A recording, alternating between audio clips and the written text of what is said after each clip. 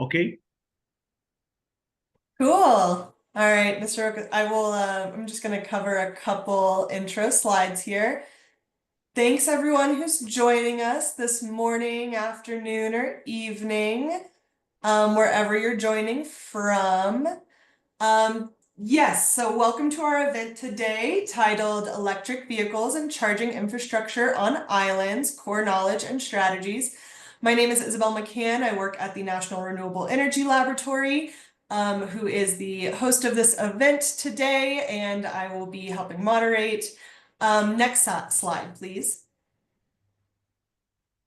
So this event today brings together a ton of different partners and is in collaboration with all the partners you see on your screen today, which includes the Fiji Land Transport Authority, the Pacific Center for Renewable Energy and Energy Efficiency, the U.S. Environmental Protection Agency, the Local 2030 Islands Network, the U.S. Departments of Energy and State, and the Asia Low Emission Development Strategies Partnership, otherwise called Asia LEDS, which is a part of the broader Global Climate Action Partnership. So those are all the partners who helped put this event together today. And with that next slide, please. So just a couple housekeeping items before we get started. So once again, welcome. Thank you for joining. Thanks for taking the time to join. This event is being recorded and will be shared with attendees. All attendees are muted. You're watching in broadcast mode. You'll be muted throughout the presentations. That said, we want this to be a really engaging event. So we have sort of two formats for engagement today. So please use the chat function to introduce yourself, let us know where you're from, why you wanted to join today, what you're hoping to learn, things like that. And feel free to share any comments in the chat function. Separately, if you hover over your Zoom toolbar, you'll see that there is a specific Q&A function in your toolbar. That Q&A function is where you can submit questions throughout the presentations. At the end of our event, we will have a moderated Q&A to address all of your questions. So again, please use the chat. Please use it to introduce yourself. We want to know who's here today. And feel free to drop any comments in the chat. However, if you have questions for our presenters, please use the Q&A function. That's going to enable me to better see and address your questions when we get to that moderated Q&A session. Last but not least, if you have any technical issues, you can use the chat feature to message Lady Maya Kane. You'll see that there is a drop down on your to function, and you can message her directly. If you need to adjust your audio through the audio settings, you can do so. You can also use a dial-in to listen by phone. All of that information can be found in your registration confirmation email. And we do have a survey that will launch at the end of the event. So we would really appreciate your feedback and taking a few moments to fill out that survey. Next slide, please. Okay, today's speakers, I'm just going to run through our speakers and our agenda before I hand things off. We have a great set of speakers today. Our presenters who are covering all of our technical presentations. We have Bonnie Powell, an energy engineer from the National Renewable Energy Laboratory, or NREL. Caley Johnson, who is one of our senior transportation market analysts at NREL. Mr. Sione Misi. Sione is actually not able to join us today. However, we did keep him in this speaker list to acknowledge his contributions to the content development of today's webinar. He is the Energy Efficiency Officer from Tonga's Department of Energy.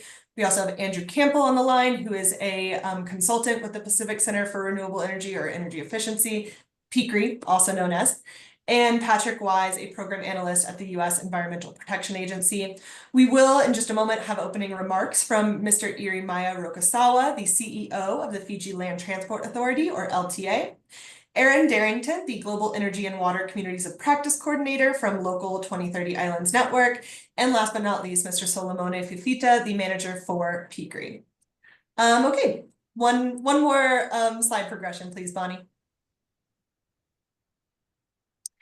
And this just covers our agenda. I'm not going to go super into it, but you see we have a lot of great content to cover today, all about EVs, the benefits and challenges, policies, charging standards, planning and development, and end-of-life management. So it's a lot to cover in 2 hours, and we will have, again, that last 15 minutes for Q&A, so we'd love to get your questions on a rolling basis. And with that said, I'm not going to waste any more time with introduction, and I will hand it over to Mr. Rokosawa for his introductory remarks. So, Mr. Rokosawa, please feel free to take it away. Thanks, everyone. Yeah, good morning to everyone. It's a pleasure to be part of this virtual training on EVs and charging infrastructure. This timely initial webinar is brought to us through the collaborative efforts of National Renewable Energy Laboratory and NREL and U.S. Department of State. On behalf of the Land Transport Authority from Fiji, I'd like to extend my sincere gratitude to our partners for facilitating this important knowledge sharing session. EVs are no longer just a concept of the future, they're an integral part of the present. The adoption not only promises significant environmental benefits by reducing greenhouse gas emission, but also brings about opportunities for innovations in energy, technology, and transport system. However, transitioning to EV is not without its challenges, particularly in regions with unique geographical and logistical considerations like Fiji. I'm confident that this training will guide us through a critical aspects of EV adaptation, including the benefits and challenges of EVs, key policies and standards to ensure that successful integrations, strategies for planning and developing EV charging infrastructure, and equally important, EV battery and recycling and end-of-life management. What makes this session particularly relevant, it's our focus on island context. As an island nation, Fiji faces unique circumstances that require tailored approaches. For infrastructure development to policy implementations, we need strategies that not only support our transition to sustainable transport, but also reflect our local realities. The Land Transport Authority is committed to leading Fiji's journey towards a greener and more sustainable transport sector. This transition aligns with our national goals of reducing carbon emission and building resilience in the face of climate change. However, it is clear that no single organization can achieve this alone. It is our belief that collaborations, knowledge sharing, and capacity building are key. And this webinar is a testament to those principles. To all participants, I urge you to engage actively in today's discussions. The insights you gain will not only strengthen technical understanding, but also help shape the strategies and decisions we implement. Let me once again thank NREL and U.S. Department of State for their invaluable partnership. Your expertise and support are crucial to advancing our shared visions of sustainable transport system. Thank you all for your time and commitment. We look forward to seeing how the ideas shared today will translate into impactful actions, not only in Fiji, but in the broader Pacific region. Once again, a big win of value. Thank you very much. Thank you, Mr. Rokosawa. We'll hand it over to Solomone Fifita from PCREEE. Good morning, everyone, and my best wishes for 2025. Climate change is a key challenge to islands everywhere, and finding solutions to reduce reliance on fossil fuel and cut down on greenhouse gas emissions is a key and urgent priority. In 2019, in recognition of the role of a more energy-efficient transport sector on the region's carbon footprint, the Pacific Energy and Transport Ministers meeting directed that a regional program to promote SITS cooperation and exchange on integrated e-mobility and renewable energy power systems be developed. A regional e-mobility program was therefore developed, and rollout of its implementation by the PCREEE commenced a year later. Through this regional e-mobility program, the PCREEE has supported a land transport awareness event in Samoa. It disseminated a techno-economic comparison of standard motorbike with electric bikes in Tuvalu. It exposed officials from Nauru to electric buses in Auckland in anticipation of the arrival of their first electric bus in Nauru this year. We conducted legal assessments regarding the introduction of EVs in Fiji, Tonga, and Vanuatu. And lately, in October last year, we conducted a regional workshop on electric vehicle standards for the Pacific Islands. I'm glad this webinar is in line with the Pacific Regional E-Mobility Program and the priority it places on the standards of electric vehicles and the charging infrastructure. The PCREEE looks forward to continuing the partnership with NREL, the U.S. Department of Energy, the Global Climate Action Partnership, Asia-led, Fiji LTA, and the local 2030 Islands Network in promoting SITS partnerships on e-mobility. Thank you very much for giving me the opportunity. Thank you, Mr. Fifita. We will now hand it over to Erin. Thank you and greetings all. My name is Erin Derrington and I'm the Global Energy and Water Communities of Practice Coordinator with the Local 2030 Islands Network. And it's such a pleasure to get to connect with you and to share a bit more about our member-driven Local 2030 Hub today. The Local 2030 Islands Network aims to support both bottom-up and top-down engagement in island economies to provide access to tools and resources, engage in discussions and knowledge sharing such as today's webinar, and incubate solutions to achieve and scale sustainable growth priorities now and for the future. I'm currently based in Maui, but I previously worked and supported sustainable development planning in the Commonwealth of the Northern Mariana Islands, and it's so great to see some familiar names and faces online today, and a pleasure to share this overview of the network and our energy community of practice, which I believe you'll find on the next slide. The Local 2030 Islands Network is the only Local 2030 hub that focuses on island-led resilience building, regeneration, and localization in furtherance of the Sustainable Development Goals. And the energy community of practice really focuses on amplifying the ambitions and targets of SDG 7 in culturally and island-appropriate ways. Co-chaired by the Global Island Partnership and Hawaii Green Growth and supported by a growing list of technical partners, we work with our island members to support more sustainable outcomes for island Earth with a focus on catalyzing and scaling holistic and integrated ridge-to-reef projects cutting across the energy, water, and food nexus. In many ways, island economies are leading the charge in planning for and achieving more sustainable systems. And the Resilience and Clean Energy Community of Practice aims to build capacity and amplify ambitions towards energy security, efficiency, and an equitable clean energy transition with our members and partners. Through quarterly virtual and in-person meetings and ongoing co-development and deployment of synchronous and asynchronous curricula to address member-identified needs, we are working with our partners to support a just and lasting energy transition for all islands and island Earth. So on the next slide, I'd like to briefly highlight one benefit and tool we offer, which is the Virtual Islands platform. This is a community space created to support peer-to-peer connections, information sharing, and more. Enrollment is free and open.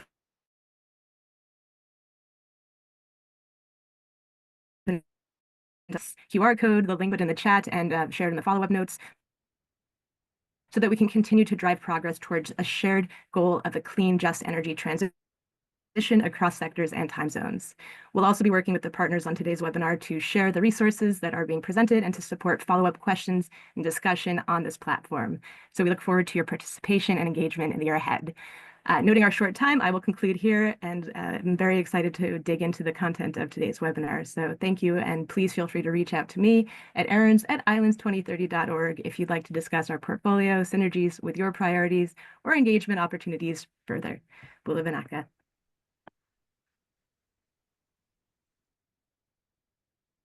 Thank you very much, Erin, and all for those great opening remarks. And thank you to all the attendees who have been introducing yourselves in the chat. It is so great to see. I'll just have some final opening remarks from NREL, the National Renewable Energy Laboratory. I first wanted to start by just describing a little bit more about what and who NREL is. Our main campus is in Golden, Colorado in the US, and our research expertise is in 4 main areas. Renewable energy first, sustainable transportation and fuels, which of course pertains to today's topic, buildings and industry, and finally energy systems integration. NREL has about 4,000 total employees, about 200 of which are working in the field of transportation. And NREL has many partnerships with industry, academia, and governments, both domestically and internationally. And NREL has supported many EV deployment programs, and I've included a select list of some of those here. I won't go into detail on all of these just due to time, but a few to highlight are the U.S. Department of Energy's Clean Cities and Communities program, how NREL's buildings operate as a living campus. The US DOE's, or Department of Energy's Federal Fleets Program, and NREL's technical assistance support in helping the Department of Energy meet their current mandate to purchase 100% zero-emission vehicles by 2035. NREL also supports numerous projects with the U.S. Agency for International Development, USAID, the Global Climate Action Partnership, Net Zero World, and Greening the Grid. And for the sake of time, I won't go further in detail there, but these are just a handful of NREL's EV deployment programs domestically and internationally. And despite NREL's extensive international experience, we do realize that our perspective is, of course, probably is still shaped by the US experience. So we wanted to say a quick note on the US perspective just off the bat. So first, a few notes on why the US perspective may be valuable is that the US has been deploying electric vehicles longer than anywhere else, and along the way has learned many hard lessons. And the US also has a lot of experience legislating in democracies at the state, local, and national levels, including with that Department of Energy Clean Cities program I mentioned.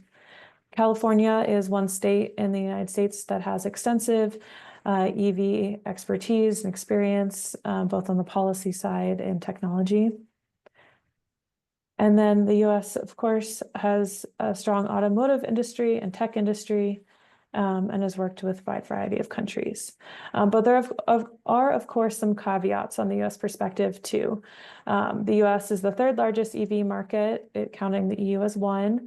Our average vehicle size is abnormally large, which is not necessarily a good thing or something that other countries may want to emulate. Our transportation system is also very auto-centric, which also may not be something other countries are interested in. And our electric vehicle rollout has not been as equitable as it could be.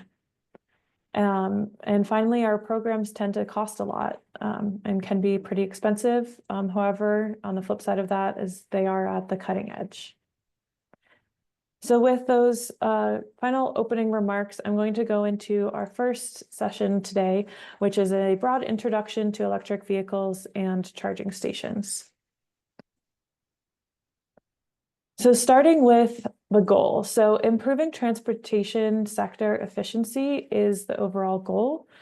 And this is important for islands because it reduces dependence on imported fuels, reduces costs, and can improve local air quality and reduce congestion.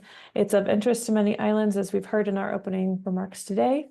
And of course, transportation sector efficiency also reduces greenhouse gas emissions.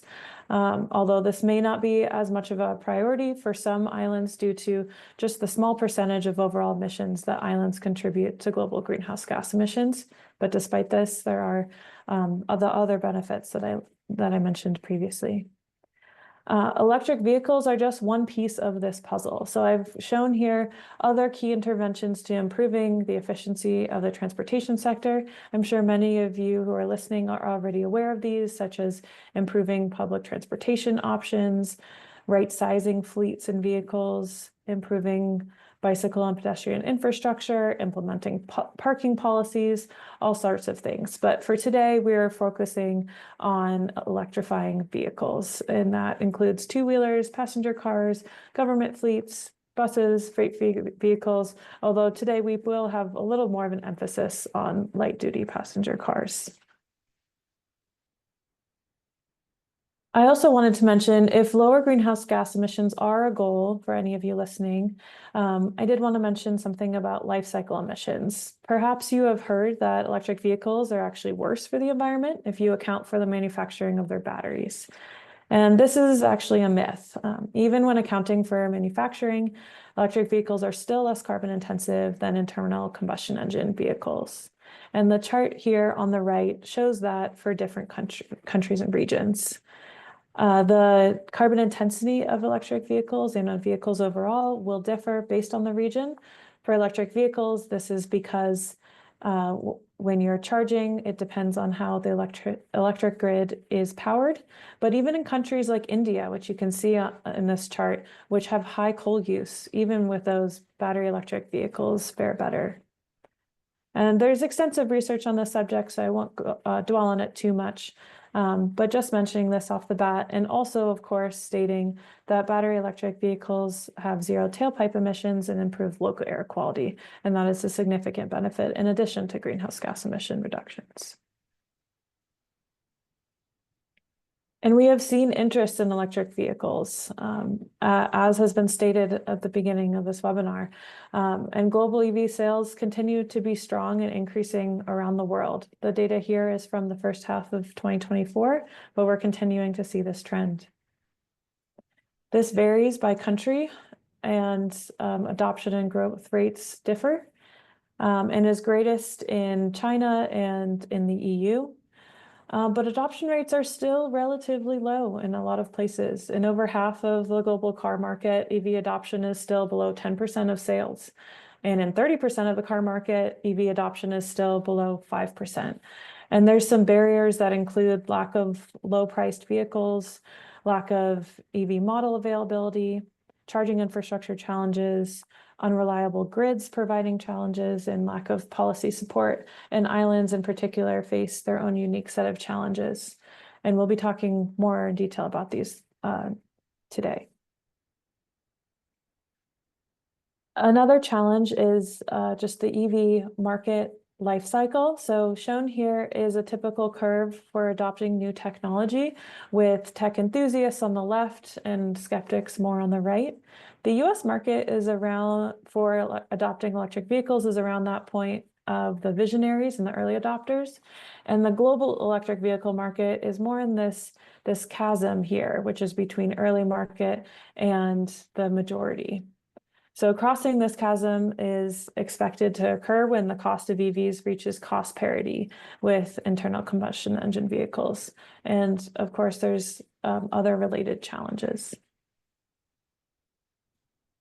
We have also seen automakers making commitments from around the world to make more electric vehicles.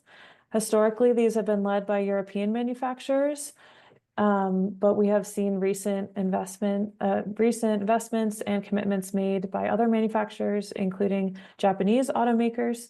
A selection of sales goals are included here.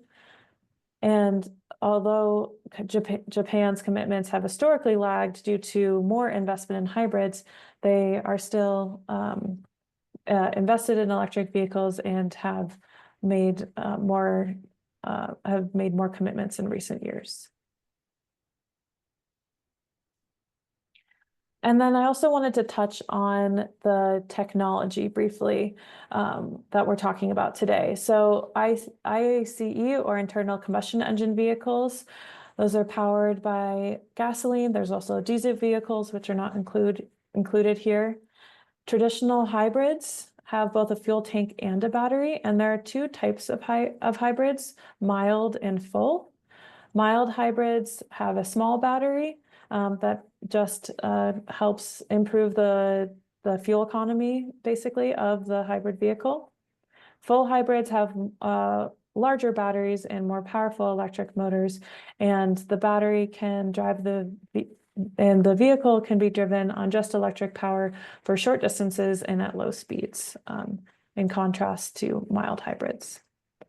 Then there's PHEVs, or plug-in hybrid electric vehicles, which have an even larger battery, but still have a fuel tank. And the vehicle can travel just on electric power for much further than a full hybrid. And then there's fully electric battery electric vehicles, BEVs.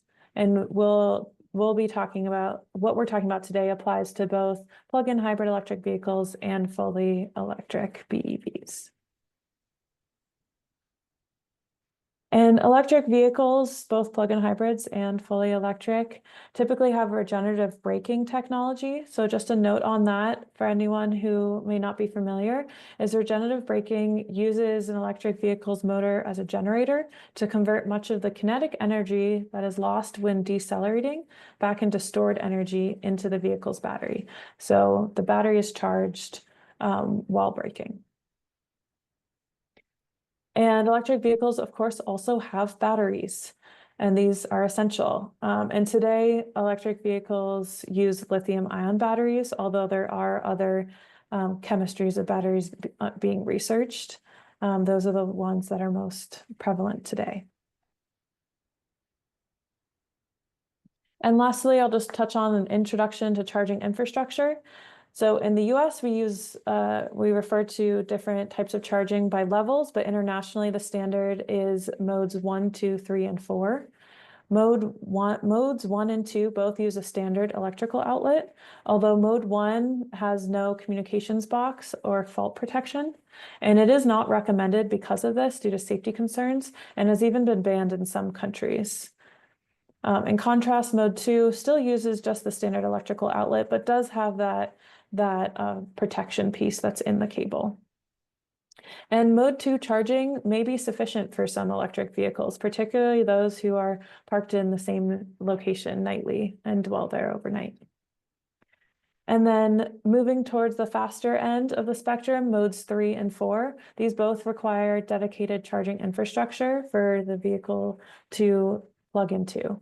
And mode 4 is also referred to as DC fast chargers.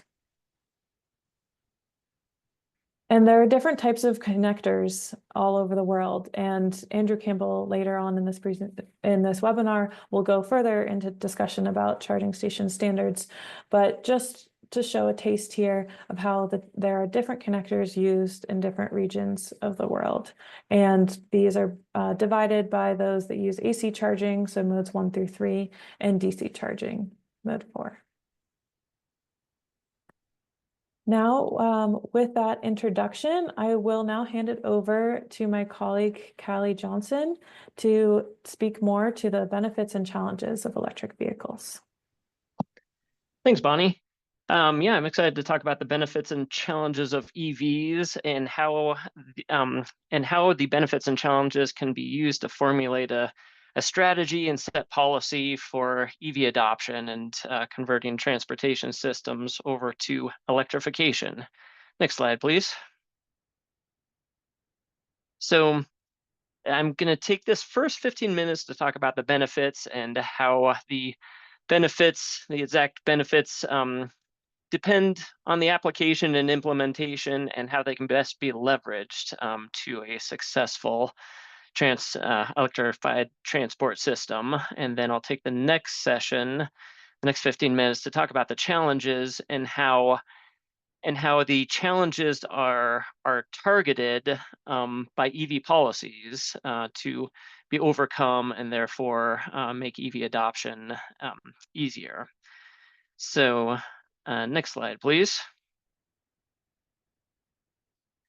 So the number one benefit to EVs are that they're approximately 4 times more efficient than combustion vehicles. And this is because combustion vehicles waste a lot of energy.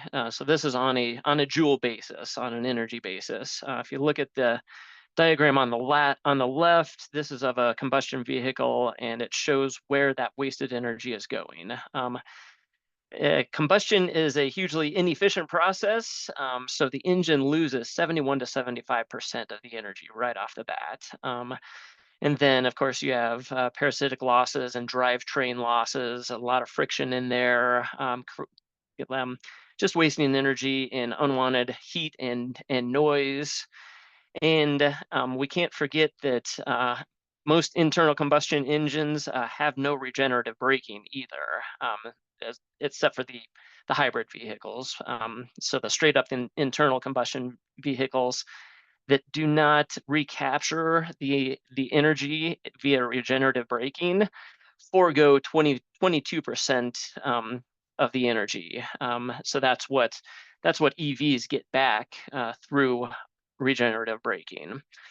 And the savings go even further. This diagram on the right shows once you weight accordingly to what vehicle models are being produced and what vehicle models are being purchased in the United States, it lets you know that the EV energy ratio, which is essentially the energy savings, the multiple of how much more efficient an EV is over an internal combustion engine.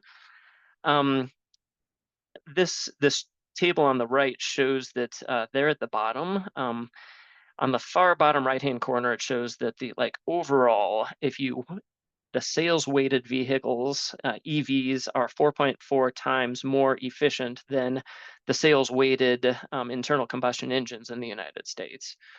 So that is on the combined drive cycle. That savings is even greater on the city drive cycle than it is on the highway drive cycle. That's because electric vehicles do great in stop and go traffic because of the regenerative braking, and also because they're always operating at their optimal efficiency, regardless of the RPMs. For internal combustion vehicles, I don't know how many of you remember driving the automatic clutch, or sorry, the manual clutch vehicles, but you have to be very conscious about your RPMs, and if you're at too low of RPMs, you're wasting energy. If you're at too high of RPMs, you're wasting energy. This is not an issue for electric vehicles. They're always basically at optimum efficiency. Next slide, please. And similarly, EVs have better low-end torque, which can be used to push very heavy loads. One very popular setting for EVs is in airport pushback vehicles, as shown on the left-hand side here, because vehicles can very, very efficiently push huge loads that would take combustion engines a lot of down gearing and a lot of inefficiencies. Likewise, that low end torque can be translated to acceleration and hill climb. This was best exemplified in Colorado. We have one of our highest peaks in Colorado is the Pikes Peak Hill Climb. It's a road that it goes up 5,000 feet to the top of a 14,000 foot peak. And so there's been a long-standing race that is really known as kind of a very difficult, best of the best technology race. And starting, I don't know, about 2015, electric vehicles started doing really better and better and started competing well. And then in 2018, this vehicle shown here just crushed the record, and electric vehicles have been winning the Pikes Peak hill climb ever since, which is exemplifying their hill climb abilities and their acceleration abilities. Prioritizing these performance benefits was really a key for success in the United States. Our first round of electric vehicles in the 90s with the EV1 was just really focused on the efficiency, and then our second round of electric vehicles that we're currently in, starting in 2012 or so, kind of was led by the Tesla Roadster at first, that really just focused on the performance capabilities. So that's a good way to get people really excited, and a really good way to get electric vehicles in the right niches where they can really take advantage of their performance advantage over ICE vehicles. Next slide, please. The next benefit is that EVs have lower fuel and maintenance costs. So if you look at the chart on the right, you can see that this is largely due to their lack of transmission, spark plugs, these items in the red, the oxygen sensors, timing belts, those are eliminated with electric vehicles. And you can see that, so this chart on the left is an internal combustion electric vehicle. HEV is a hybrid electric vehicle that doesn't plug in, but it has regenerative braking. PHEV is a plug-in hybrid electric vehicle that plugs in, but it also has a gasoline engine. And then the BEV, you can see it has the huge savings because you no longer have to deal with any gasoline engine or transmission.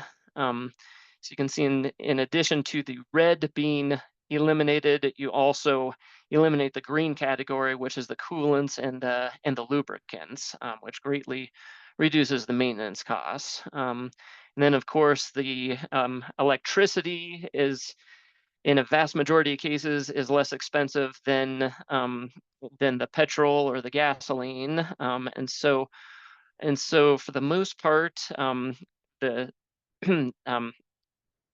most in many applications, the higher upfront costs pay back. And that's what this chart on the left is. This is charting battery electric buses. And you have the cumulative cash flow here on the Y axis, and then you have the years since the purchase on the X axis. And so you can see you start out in the negative. You've paid much more for an electric bus than you would for a conventional diesel bus at the beginning.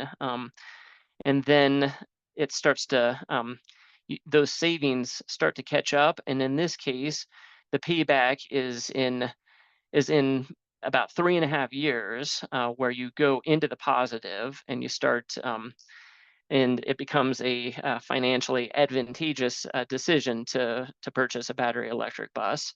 That payback continues until the end, and then at the end of life, often battery electric buses have a sales benefit over diesel buses because their batteries still have a lot of value for stationary applications.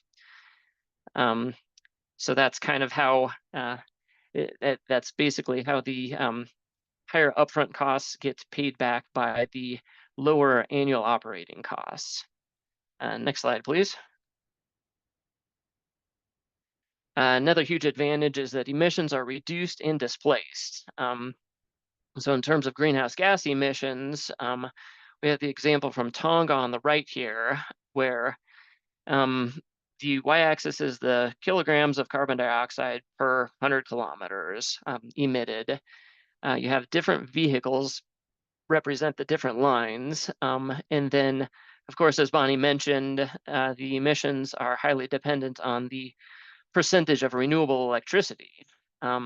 So let's take the Ford F-150 just as an example, because that's the most direct comparison between the gasoline Ford F-150 emissions in the orange line, and then the red line represents the Ford F-150 Lightning, the all battery electric version of it. So the first thing I want to point out is that even at 0% renewable electricity, there's an advantage to the electric vehicle. That's due to those that energy efficiency improvement, and that's taking Tonga's heat rate of their power generation into account and everything. And then you can see as you move forward and cross the line where Tonga, that white line where Tonga is, or at least where they were in 2022, I think it continues to get better for their percent renewable electricity by capacity. You can see the advantages just increase more and more. And the same can be seen for the smaller vehicle, comparing the Nissan Versa versus the Nissan Leaf. Same advantages, only not quite as great as the difference in the Ford F-150. I also do want to point out that there are major advantages to the Toyota Prius there, the hybrid electric vehicle, over the internal combustion vehicles. So don't let the enemy be, or don't let the perfect be the enemy of the good. If hybrid electric vehicles are more in your budget right now, as you're waiting for the price of electric vehicles to drop, there are quite a few advantages to hybrid electric vehicles. But as your renewable electricity level increases, it becomes even more advantageous to move from from hybrids to full electric vehicles. In terms of air quality and toxic air pollutants, there's a huge advantage here because electric vehicles have no tailpipe emissions. And so those emissions are displaced out to the power plants, and power plants are generally they have more sophisticated emissions controls because they are stationary. And there's kind of economies of scale for their emissions controls. And then they are also moved away from populations that are going to be breathing the emissions. So generally they are put in places downwind of major populations. So there are huge air quality benefits to EVs. Next slide, please. EVs can increase resilience to natural disasters. This is very exciting for island countries. One, they increase fuel diversity, and I'd like to show Fukushima after the tsunami as an example of this. Their petroleum facilities were out of operation, and they still had some electricity in different parts of the grid. And so they used when they had no gasoline to power vehicles, they used electric vehicles to run building inspectors out and do that critical task of inspecting buildings and certifying them to be okay to be moved back into. I'm guessing that building with the boat on it wasn't certified. The next picture over is an example from the California wildfires, where they have a plug-in hybrid electric vehicle that can power their emergency shelters. So vehicle to X means vehicle to appliance, vehicle to building, and potentially vehicle to grid. So that's very helpful during natural disasters, in this case, wildfires. Another example on the far right from California is that EVs can provide much load flexibility to the grid. It was 2 Septembers ago that California was having a massive heat wave, and their utility PG&E saw that air conditioners were going to bring the grid down. And so they sent out, this is like the most simple mechanism to implement what could be called smart charging. They sent out a mass text to everyone saying, hey, you're an electric vehicle, you have the most flexible and largest load of anything plugged into our grid. Please do not charge during this peak time when everyone's going to be using their air conditioner. And people replied, people did that accordingly. They didn't plug their vehicle in until that night when it was cooler, and it got their grid through this massive heat wave. And that is possible because of the chart on the lower right here. This is showing load flexibility on the y-axis, up and down, and load size on the x-axis. And you can see of all of the loads that a utility could control via price mechanisms or means that we'll get into later, electric vehicles are the largest and most flexible load.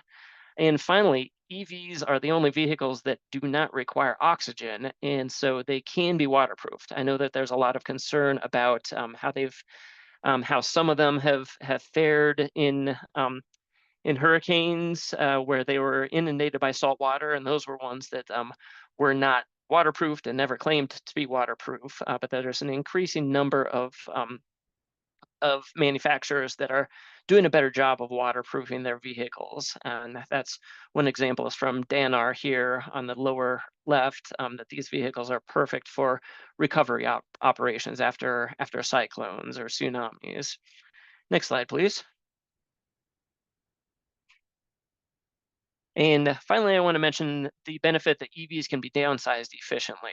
So micromobility enables electric bikes and electric scooters. That's what this is on the right-hand side. This guy has an electric scooter that can fold up and be carried onto a bus. These are a huge part of the solution for the last kilometer problem. If people are using mass transit and buses, how do they get that first mile from their house to the bus? How do they get that last mile from the bus to work? And therefore, micromobility and electric vehicles facilitate multimodal transportation in a way that just can't be done efficiently or safely with gasoline engines. Next slide, please.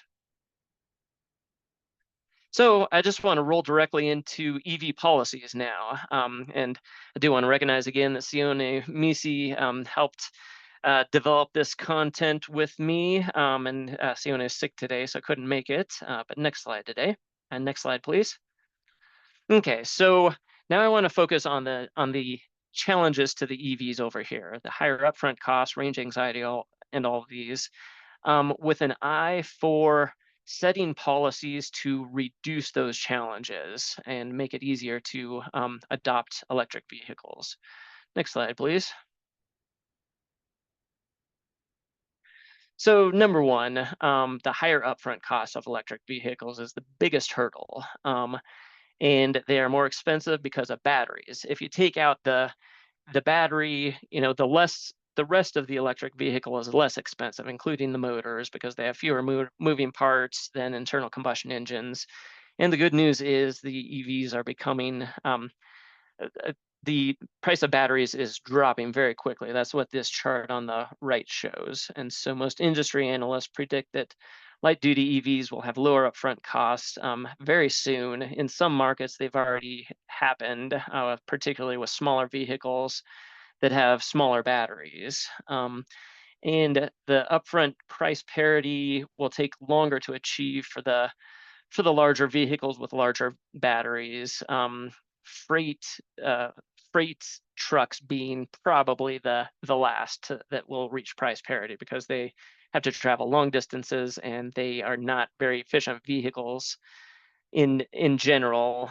So they require the largest batteries of all, and therefore will achieve price parity later. But we can't. We don't want to wait for price parity to occur. We want to start acting now. So let's look at some ways to get over this challenge of higher upfront costs for battery electric vehicles. Next slide, please. Rebates are a great one. Taking lessons from New Zealand and Mauritius, which seem to be like particularly relevant examples. They are 2 of 8 countries that are successfully using rebates. So we want to lean heavily on their lessons learned. And I guess I best step back and explain rebates in general. So let's take a look at the chart on the left. So a rebate is, it's upon registration of a vehicle, you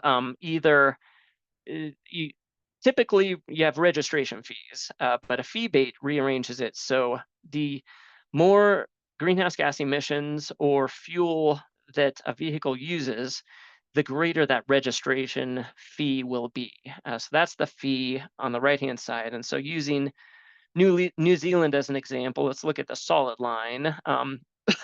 Their least efficient vehicles, they're like SUVs, have to pay a 6,900 New Zealand dollars registration fee. And then as you get more and more efficient and move to the left on this chart, the registration fee is less until you reach hybrid vehicles and PHEVs. That's where it plateaus at 0, at free. Those you can register those for free. And then if you purchase a more efficient PHEV or a battery electric vehicle, you start to get a rebate. You register and they send you money. They send you up to $7,000. So that's what a rebate, or sorry, what a rebate is. And one of the beauties of a rebate is that the government can target a certain revenue to operate and fund other programs. Next slide, please. Another way to bring that down the upfront costs of or overcome the additional upfront costs of electric vehicles are EV purchase incentives. So this is analysis that we did comparing different states within the United States that have different purchase incentives. And we found that one on the top line, increasing the number of charging stations by 1 per 100,000 population increased the EV purchases by 3.1%. And for this conversation, we're just going to look at the overall EVs, which is the combination of the PHEVs and the BEVs. So the tax credit in US dollars, for a tax credit that was worth one, or for every $1,000 worth of tax credit, that increased EV purchases by 2.3%. Rebates, which happen more quickly, you don't have to wait until you're filing taxes a year later, were much more effective. For every $1,000 in rebates, that increased EV purchases by 4.8%. And another interesting finding from this study is that if you give EVs access to HOV lane access, which probably transfers over to toll road access, that increased EV purchases by 8.3%. So that's really good to keep in mind when setting pro EV policies. Next slide, please. Another thing to get over the higher upfront cost of EVs is to shift consumers' focus to the total cost of ownership. As I mentioned before, and actually used the same chart earlier, EVs can pay themselves back, especially if they're given the appropriate incentive, the appropriate tax incentive upfront. They can pay themselves back. And it's important to note that fleet managers are more likely to focus on the total cost of ownership than private vehicle purchasers. That's just that's their business. They're professionals. They know that that's how they need to make purchase decisions. And so it can be good to focus on fleets first before focusing on private individuals. And that's what the United States did and is continuing to do. We have very robust fleet partnerships. NREL has some tools to reveal the payback period, the net present value, and the return on investment, and you can enter in different subsidies too and test them out. Those tools are on the right-hand side here: the eFleet tool, the vehicle cost calculator, the VICE model that includes the charging stations as well. So those can be found on the AFDC. That the link is lower on the right-hand side. Next slide, please. So overcoming range anxiety. Number one, don't overlook home charging. In developing markets, it's a very advantageous. People like EVs because of the ability to charge at home. It's actually more convenient than going to the gasoline station. And so quite a few places have entered in EV-ready homes in their building codes. And then many EVs come with free home chargers. So those are ways that you can spur home charging and therefore increase charging convenience.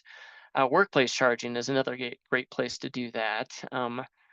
And likewise, many building codes now require level 2 chargers, particularly in California right now.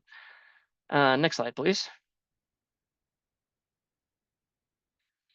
And another thing you can do to overcome range anxiety is, well, one, increase the range of the EVs, which we've been doing in the United States. And it's important to not only add new charging stations, but to make them trackable. So that's what the snapshot is on the right-hand side here. It's our tool to track all the charging stations online or on a mobile app. So a personal anecdote: when I purchased my first EV, I wanted to make sure that I could go out on a hunting trip that we go on a regular basis out in rural Colorado, and I also wanted to make sure that I could visit my grandma in rural Nebraska. And so when I was first considering an EV, I went on this tool to see how I could get to those locations. And I think that's pretty common for potential EV purchasers to play around with this online tool and realize, hey, I can get everywhere I want with the current charging infrastructure. Also, it's important to add public charging stations in strategic, high-profile locations. So, yeah, it's good to do some analysis when you're planning out the charging stations. It's good to pair It's good to make car share, such as Zipcar or even car rentals, very convenient and accessible to EV owners, because then in the back of their minds, they think, okay, in the rare occasion that I do go to this location once a year that has no charging station nearby, I can rent I can rent a gasoline vehicle. Another thing to overcome range anxiety is to promote roadside assistance. That's what this picture on the lower left is. It's just a truck with a gigantic battery and a fast charger that if cars run out of battery charge, they go and plug them in and charge them. And then it's also good to target 2-car households when promoting electric vehicles, because those tend to be the ones that that are the first to convert over. Next slide, please.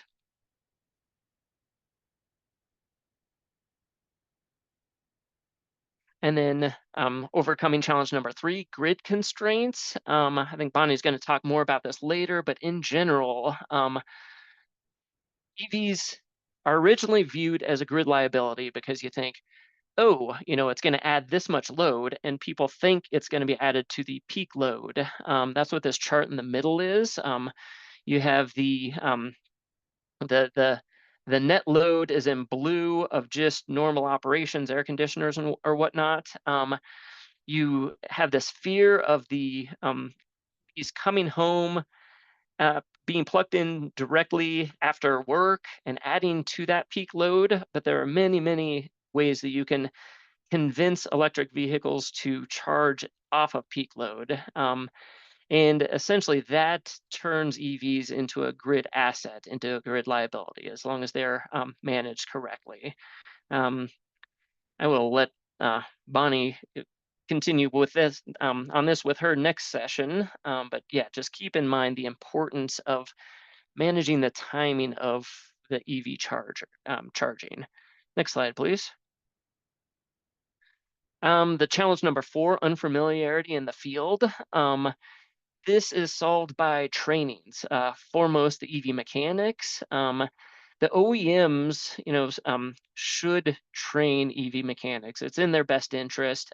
And if there's a bit of a tragedy of the commons and no specific OEM wants to do the training programs, governments can incentivize them to do training programs for EV mechanics. This needs to roll over to college and community college programs where people get a certification that they are qualified mechanics for EVs. You need charger installation electricians. There are a few charging station networks and a few nonprofits that run certification programs. Once again, you need that certification so people know that if they want a charger installed, that this certified electrician is the right person. First responders is some people that need training that quite often are overlooked. There can be dangers with particularly cutting passengers out of crashed electric vehicles. They need to know where they can cut. They also need to know how to respond to electric vehicles that have been flooded with salt water that could present a potential fire hazard. Yeah, first responder training is good, and there are quite a few online resources for that can be leveraged to the Pacific Island countries and all island nations.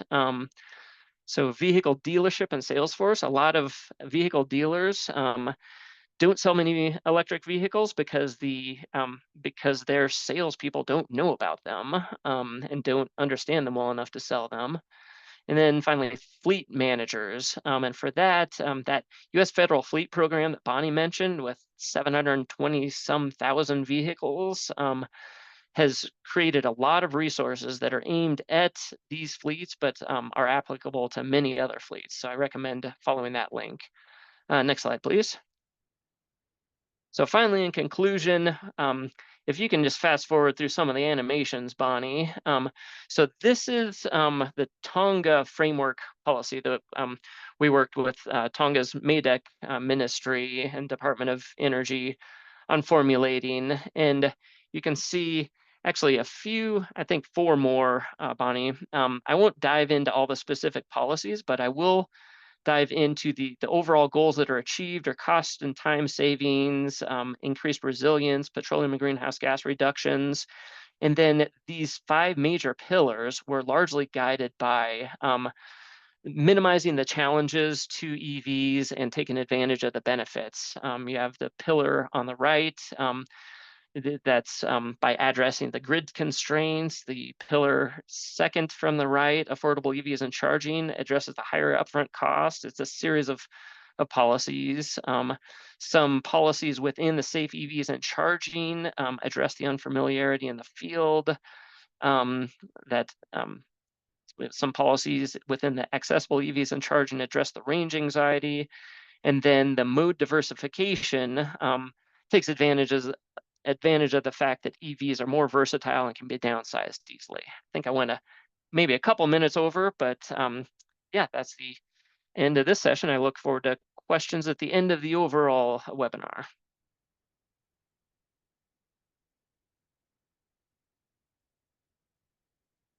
Oh, and I want to pass it off to Andrew Campbell. I think Andrew's doing the speaking on this. He's a consultant for PCREEE.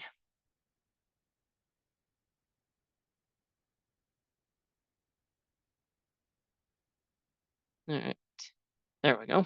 Now we can see your screen, Andrew. Great, thank you. Sure. Thank you for that. So my talk is going to be about standards, electric vehicle charging standards, and anytime soon it will go on to the full screen. Thank you. There's the run sheet, introduction, reality check for small island nations, recommendations, and main points.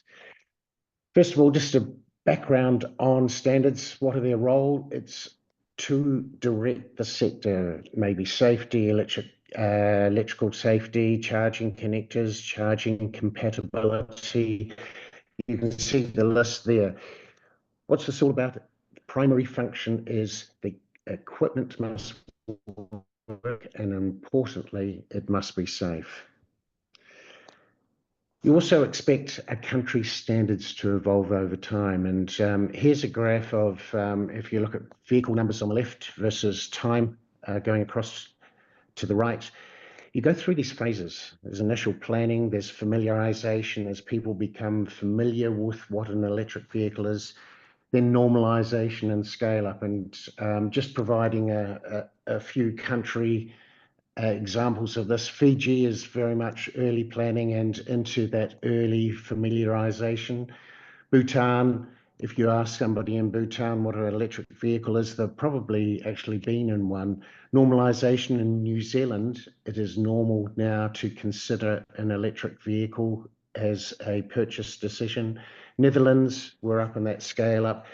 Right through to China, where we've actually got saturation of the market. One of the reasons why a lot of the manufacturers there are looking overseas for new markets for their vehicles.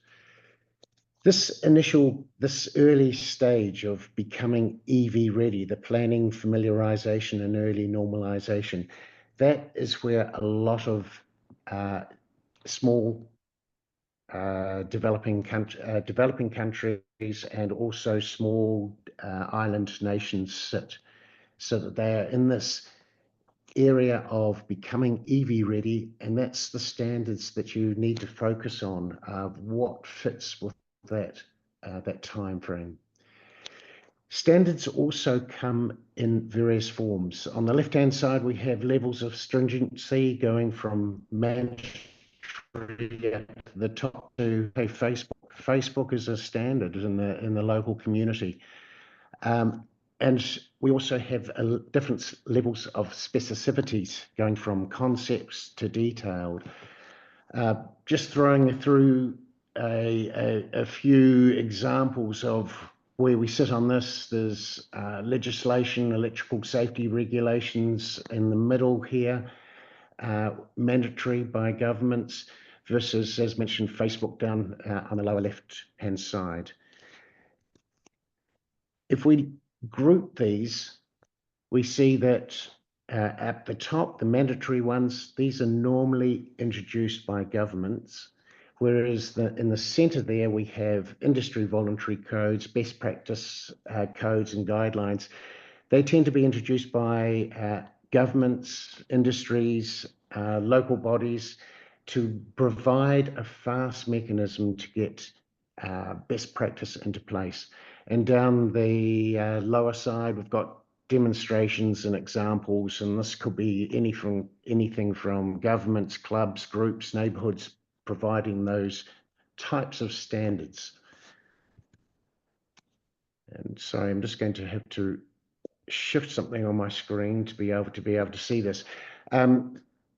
So at the top there, the mandatory requirements, it's difficult for many small islands that are legislatively light to introduce these mandatory requirements and mandatory standards. For example, federal states of Micronesia, their codes for vehicles, their specifications for vehicles, about 10 lines of requirements, and that's it. And so when you have small island, legislatively light systems and policy structures, it's very difficult to introduce policy and standards that would overwhelm the standard system of that country. And this is where it's important to have these best practice guidelines and codes, etc. And this is really important for those that early EV readiness stage for many of these islands. The energy and transport sectors can no longer be considered separately. And therefore, we need these standards to be able to stretch and integrate across these. We heard Caley mention about this ability to change where the electricity demand is sitting. For example, here is a graph of an island's electricity demand going through midnight to midnight. And if you have everyone coming home at night time, plugging in their vehicle, we have this potential new demand. What we need to do is to consider what is required to be able to push that off, that new demand, which is, it's an issue. It's a hard, it risks the local electricity supply. What is required to push it off? If you have solar generation and if you have hydro, for example, which has a different demand profile, a different supply profile. And hence we have, so we're just trying to move the screen so I can see here. Hence we have a requirement to consider time of use energy billing initially, but that may not be sufficient in the future. And if you think of unmanaged charging, it's likely to become unacceptable in the future when you're trying to balance supply and demand, and hence the need for third-party controlled smart chargers for certainty. And in the future, beyond this, you expect the electric vehicles to be part of the grid supply system. This third-party controlled smart chargers for certainty, these require standards, in particular, common communications so that the grid suppliers can talk with the electricity, with the chargers, and be able to integrate and manage supply and demand. So you put this, well, a lot of information here, but don't worry about the detail. If you put this into looking at the makeup of the life of the greater EV ecosystem, On the left-hand side, we have time of life going from design, build, supply of equipment, purchase, and then installation, in-service operation, etc. And we have across the top, we now have electric vehicles. We have the charging infrastructure to provide the charge to those electric vehicles. And we have the supply of electricity for that. And across all of these, there are standards. So standards is an important component to pull all these together to make sure they work. If you look at a Google search of charging standards, this is what you come up with.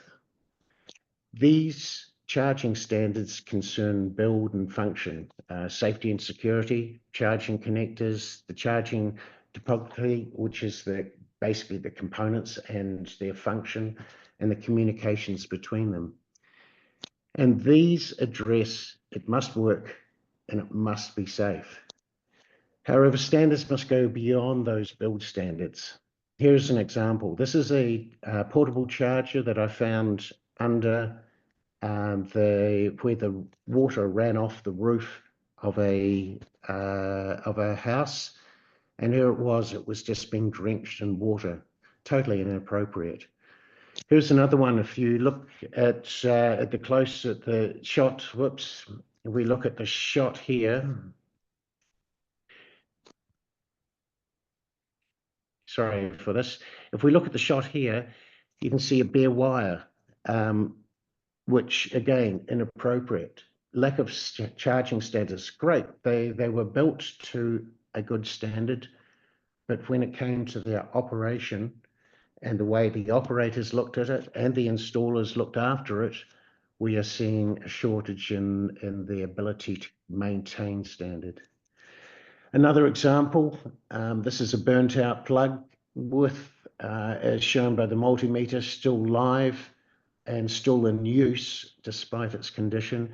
And this was a function of someone changing the plug out and using it at a much higher charging rate than that electricity system in this case, the socket outlet was designed for. And on the lower right, this was found on a workshop floor, and this was the socket outlet used to charge also. So how do we gain this best practice? Because must be safe legislation can only go so far, and therefore we need to inform users on what is best practice and encourage its use. Let's have an example. Let's go shopping. Go shopping for an electric charger, and we select one of these ones, and down in the detail we see that there are certifications, and this is where we need to check when even online shopping. And the reason I mentioned online shopping here is because this is the way a lot of equipment, especially charging equipment, will find its way into the Pacific Islands, for example. And here we have circling this certifications, and these certifications actually show that IEC and UL requirements, the standards requirements, are met for these in-cable charge controllers. But there's also requiring matching of the charger and electricity supply. And I've got this one here to show 230 volts. This charger was designed for 230 volts, but used vehicles from Japan may have charging systems rated, portable chargers rated at only 110, 120 volts. And these are imported into the likes, and unless checked, here is an incompatibility where you might be using an in-cable portable charger that is inappropriate for the local supply. This is information that needs to get out there. There needs to be these checks and balances. And so we've got to consider how that is done. By the way, this is very short run through charging, and we're only looking at a small component of these. As Bonnie mentioned, we've got mode 1, 2, 3, and 4 different ways of charging, and I've only addressed the ones around the left-hand and lower side of this charging table. For more information, there are these various guidelines. On the right-hand side, electric vehicle standards for the Pacific region is a report that came out last year. This was provided by the Pacific Regional Infrastructure Facility, and a real recommendation is it goes into the detail of what the standards are, and the next stage is in the next month there will be a publication on how to deploy those standards and recommendations for that. That standards regime, standards consideration considered great many number of vehicles, from micro format, small format to large format vehicles, vessels, aviation, charges, connectivity, electric supply, and as mentioned in that large table, it considered the time and the life of a vehicle. The recommendations from that work: equipment must be built to specific recognized international standards, and there are lists of the standards in that document. The installation works need to meet national standards and regulations. The use of RCD, ground fault and protection systems on electric supply circuits is required. Here is the recommendations though: encourage type 2 charging, which is you can see down to the left hand side, type 2 plugs for public AC charging, and encourage CCS type 2 and CHAdeMO for DC public charging. But beyond that is really this urgent need for transfer of best practice knowledge. And that is shown by the photos where we see this. You could have all the policy, all the standards in place, great. But it's actually when you get to the field, the reality is quite different.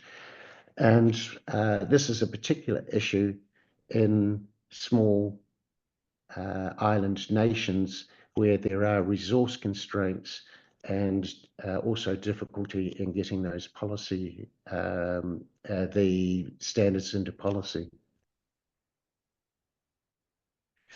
To give you an example of the guidelines approach, here is an approach from guidelines from PCREEE, Powering Up, and this is about charging your electric vehicle. The inside of it, again, it's just to provide very fast information so that it's easy to absorb this information and understand quickly what are the main points here. With, if you're wanting more information, there's a scan tool down the bottom. Now, Caley mentioned that there are also other electric vehicle types, and this is becoming a significant issue. E-scooter and e-bike sectors are only in the early stage of regulation, and yet they are causing significant issues. And just briefly, this is the reason why there are a lot of campaigns around the world now looking at how to correct this issue. One of the issues here, though, is that people take their e-scooter and e-bikes into their homes for charging, and you can imagine the consequences of that if something goes wrong, whereas at least the vehicle is outside of the home. So this again is another area where charging standards are required to be carefully considered. Again, this is outlined in that PRIF report, electric vehicle standards for the Pacific region. Main points, wrapping up: small island nation settings can be quite different to others. They can be legislatively light and resource constrained, and also because of the small size, there's lower need for fast charging. In some countries, there's no need for fast charging, like the federal states of Micronesia. There's a high priority to develop smart charging and integration with electricity supply, because the demand from electric vehicles is a significant component of the demand. And so we need that integration so that we get a well-balanced supply and demand profile. A lot of these countries are still early in EV understanding and adoption. And again, how do we get across that? It's getting out best practice, putting into an awareness program early. And here what we're wanting is reference to the relative internationally recognized standards. As important as what we're trying to do is direct the nation towards the right standards, and also direct it towards the use of specific connectors, charging communications protocols. And lastly, this urgent need for knowledge raising, and likely to be provided through best practice guidelines. And that's it. Thank you very much.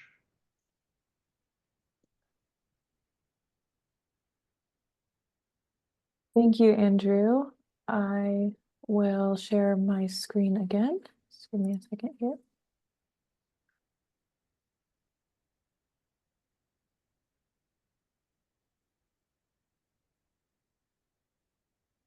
Okay. So moving on from standards to other considerations for charging infrastructure planning and development. So I won't belabor this point. Caley and Andrew have both talked about the different modes of charging that are required. I'll also note that charging infrastructure could include battery swapping stations, and I'll talk about that in a moment. And then also, as Andrew mentioned, and Caley, there are different types of charging at home, work, fleet, or public. And 2- and 3-wheelers are typically not compatible with DC fast charging, or mode 4. And as others have said, the vehicle dwell time, its typical use, the vehicle type, and its location dictates the mode that's required.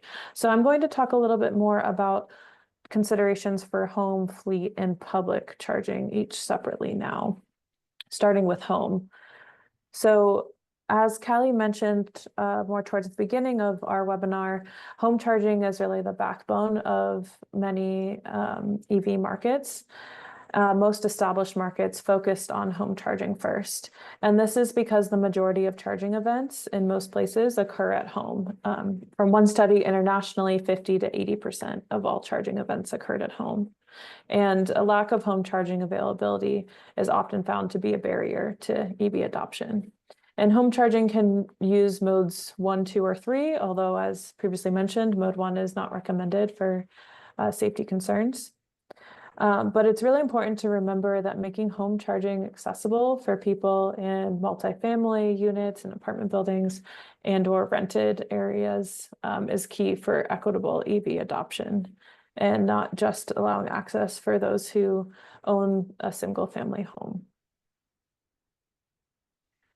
For fleet charging, as Caley mentioned, fleet managers coordinate both the vehicles and the charging stations, and there's more under their control. It's their job, as I believe Caley said, to manage this equipment, and so they may have the time and the resources for more sophisticated economic assessments. So fleets often lead in EV adoption and infrastructure development. And fleet managers can be incentivized to make the fleet charging equipment available to the public. There's some interest in different regions for doing this, and that has been done to get the public interested in maybe used to electric vehicles through exposure. And also, as Caley mentioned, smaller vehicles will reach cost parity before larger ones. So it may be more feasible if you're looking at electrifying your fleet to start with the smaller vehicles before working your way up to the bigger ones. And also, as Caley said, the vehicle's duty cycle will determine the charging type, location, and quantity. So how much highway driving is done, how much stop and go driving, such as a bus that stops a lot. These are all important considerations. And lastly, charging can be centralized, like at a depot where vehicles are parked overnight, as an example, or it can be decentralized at multiple different depots through either public or private charging or a combination of both.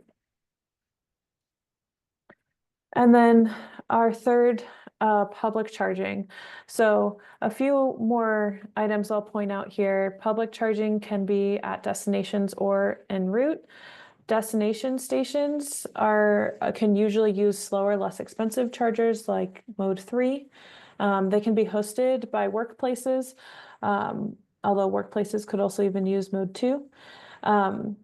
Or they also could be hosted by companies that are interested in increasing the sales of their goods by attracting new customers or maybe enticing customers to shop at their areas longer. Governments can also host destination stations. And en route stations usually require faster chargers. Think on the side of busy travel corridors, side of highways, because people are maybe not doing other things while they're charging. They're just waiting for their vehicle to finish charging. These would require faster chargers, like some Mode 3s or even Mode 4 DC fast chargers, and cost more. Existing infrastructure could also be leveraged. For example, Mode 3 charging stations could be placed inside of streetlight poles, and I have a picture of that on the next page. So there are creative solutions besides just the charging station graphics examples that you see on this slide.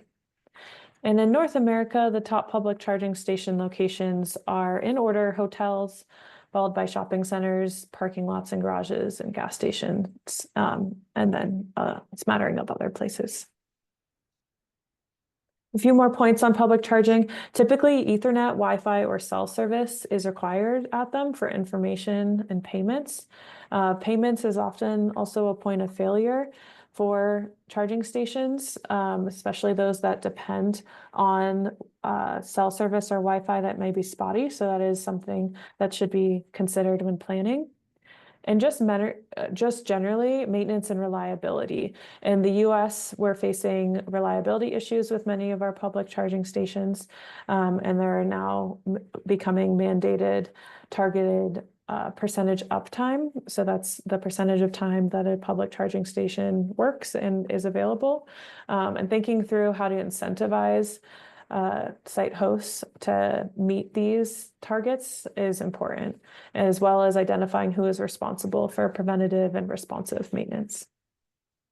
And also underscoring what Caley said earlier about the importance of searchability of public charging stations, not just making sure that they're there and well labeled physically on the ground, but also that they can be found by people through mobile apps or through other means. And lastly, who pays for charging infrastructure? As I've kind of touched on, it can be automakers, drivers, governments, or a combination. And of course, standards are very important for public charging stations and charging infrastructure generally. I'm not belaboring that point since we just heard so much in detail from Andrew about that. I will note, as promised, about battery swapping stations. These are easier for 2- and 3-wheelers because their batteries are of a liftable size and less expensive. These charging stations may also be more compatible with renewables due to lower loads. And this business model could also reduce the upfront cost of 2- or 3-wheelers if the customer were to purchase the scooter, as an example, without the battery and then pay, say, a monthly membership to have access to the battery swapping station. And it can also increase the lifespan of that vehicle since the battery can be swapped out. And we've seen increased market momentum in battery swapping in recent years, particularly in India and in China. In China, this battery swapping market has extended beyond 2- and 3-wheelers, up to even to the level of heavy-duty trucks. And speaking of standards too, there is a battery consortium, a swappable battery consortium for standards that is a group of companies that are working on those standards, and that's in development today. And as promised by Caley, I will talk about some grid considerations and how to move electric vehicles from a grid liability to grid asset. So this is the same graphic, I believe, or a piece of it that Caley showed earlier, a typical load curve. If, say, we're talking about light duty vehicles, passenger cars that people are using to commute. They leave in the morning and they come back at 5, 6 p.m. and they all they plug in their electric vehicles at the same time. Then there could be a big spike on the grid. And so we need to find ways to shift that load to other periods of the day so that the grid is not overwhelmed and so it doesn't require grid upgrades. And as we know, islands are more sensitive, their grids are more sensitive to these issues. So it's of particular interest. And so there's various managed charging techniques in order to address that. And I'll talk a little bit about that in the next few slides. But before, I'll also note that the grid needs to be planned over space as well as time, and spatial planning via strategic vehicle deployment and grid upgrades is important, looking at down to the feeder level to make sure there's not a specific feeder on the grid that will be overwhelmed. But now I'll talk about some of those managed charging techniques. So managed charging typically boils down into a price signal from the utility leading to the charging event being moved to an off-peak. And that could be through time of use pricing, it could be through demand response programs or a combination, more precise time variable pricing. And any of those may lead to a behavior change, so simply where the customer just chooses to charge at a different time. It could be controlled perhaps automatically through the charging station or through the vehicle or through some sort of aggregator that's at a higher level. And so I'll talk about two specific types of price signals, time of use and demand response, the next couple of slides. So time of use rates are when energy or demand charges differ according to the time of day, maybe the season. There's typically 2 or 3 different pricing blocks, peak, off-peak, and mid-peak. And time of use rates are common all around the world and in various different countries. There is a risk, though, of increasing the overall peak demand. As you can see in this chart on the right, without time of use rates, the peak demand goes up to about 1 kilowatt in this example. And with time of use rates, it is shifted, but the overall peak demand is higher at, I think it's around 1.2, if I'm reading that right. So that would be the risk of increasing that peak demand by moving it to the beginning of the low price block. That might be okay. And that time may be preferred and be able to handle that increased load. But that is just underscoring the importance of these programs being designed carefully. And then demand response programs. Caley talked about these earlier as well. These could look like a few different things. One could be where a customer opts into a demand response program and gives the utility permission to turn off the specific appliances during certain periods. So in the US, this is common for air conditioners, where a customer would opt into this program and say, okay, if there's a really, really hot day and you need to turn off my air conditioner, you can. And in exchange, the customer receives an upfront rebate or monthly credit based on how many kilowatts of power were curtailed. And this utilizes one-way communications and can be relatively simple. There are also other types of demand response programs, but this is just one example. And 79%, maybe even a little bit more now, of utility-controlled managed charging programs in the US use demand response. So this is a popular option. All right, and then I also wanted to note that we have seen a shift from managed one-directional charging, so that you can see that in the dark blue here, like time of rates and event-based demand response programs, we've seen a move to two-directional or bidirectional, two-dimensional communication or bidirectional managed charging. An example of this is in the US, the Ford F-150 pickup truck has the option of a bidirectional charger for vehicle-to-home integration, where your electric vehicle battery can provide backup power to your home. And that would be this second light blue block here. You could go even further than that, where the vehicle would provide power fed in directly to the grid. But overall, just a note on this overall trend that we're seeing. And in the US, the equipment is ready for managed charging and generally pretty future-proof for this, with about 93% or more of network service providers' charging stations being capable of managed charging. So it is something that people anticipate there being more of than there already is now. Okay, and then, so to this point, we've been mostly talking about charging stations that are connected to the grid, which provides many benefits. But I did want to note that there is an option to have off-grid, or sometimes called islanded charging stations, that are not connected to the electricity grid. And these may be attractive or may seem attractive because they're portable standalone systems with no grid upgrades required and could have very short permitting and approval timelines. But there are many challenges with this. They're much slower. They may not meet power needs. That needs to be closely looked at. And any energy that's produced by the solar panels when a vehicle is not plugged in is wasted unless there's a battery connected and battery of sufficient size. So generally, we do recommend wherever possible to connect a charging station to the grid, but sometimes that is not always possible.